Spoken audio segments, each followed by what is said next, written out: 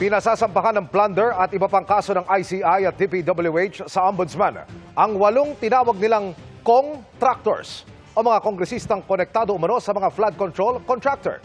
Sabi naman ng Ombudsman, may hanggang 15 pang kongresista ang iniimbestigahan. Nakatutok si Joseph Morong. 21 kahon ang isinumite ng Independent Commission for Infrastructure o ICI at Department of Public Works and Highways o DPWH sa Ombudsman.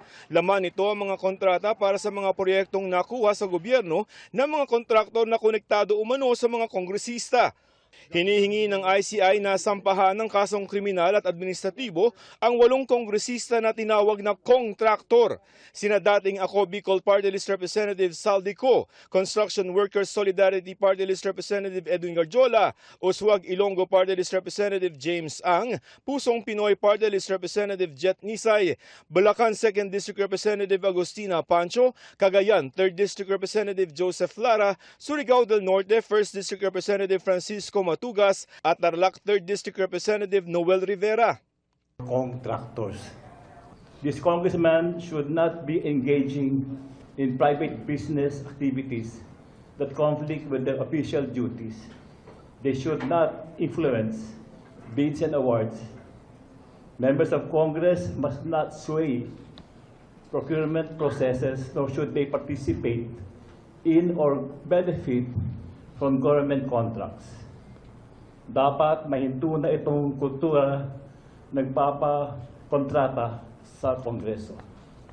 Rekomendasyon ng ICI at DPWH sa Ombudsman na kasuhan sila ng plunder, graft, direct bribery, paglabag sa Code of Conduct and Ethical Standards para sa mga opisyal ng gobyerno at Government Procurement Act. Kasama rin ang paglabag sa saligang batas na nagsasabing wala dapat direkta o indirektang interes pampinansyal ang mga senador at kongresista sa mga kontrata sa gobyerno. Sa investigasyon na ginawa ng ICI at DPWH, 1,300 na mga proyekto yan na nakuha ng mga pinakasuhang kongresista sa loob ng 8 taon mula 2016 hanggang 2024. Lampas 80 billion pesos ang halaga ng proyektong nakuha ng mga kumpanyang konektado sa 8 kongresista. We look at the records, we look at the contracts. Be assured, we are fair and we will never manufacture any evidence or come to a wrong conclusion. Sinusubukan namin kunan ng pahayag si Ko at ng iba pang kongresista. May hamon naman ng ICI at DPWH kay Ko. I think we should come here to the Philippines. Lahat tayo pwede mag-Facebook Live. Diba? Lahat. Kahit sino pwede mag-Facebook Live. Ang test dyan, uuwi ba siya o hindi? Uuwi ba siya o hindi? Yun ang test dyan. Kung uuwi siya, then, sabi nga ni Pangulo, pwede tayo magharap-harap. 8 incumbent at 2 dating kongresista na ang nare-rekomendang kasuhan ng ICI at DPWH sa Ombudsman. Ayon kay Ombudsman Jesus Crispin Remulla, may 12 hanggang 15 kongresista pa ang iniimbestigahan na mas mabuti raw kung magkukusa ng umamin at makipag-usap sa Ombudsman. That's what we're waiting for. At least while we're actively pursuing cases, unahan na nila kami kasi pag kami nauna, iba na usapan yan. Hinihingi naman ng Makabayan Block sa ICI na imbestigahan ang alegasyon ni Ko na may kinalaman ang Pangulo sa budget insertions.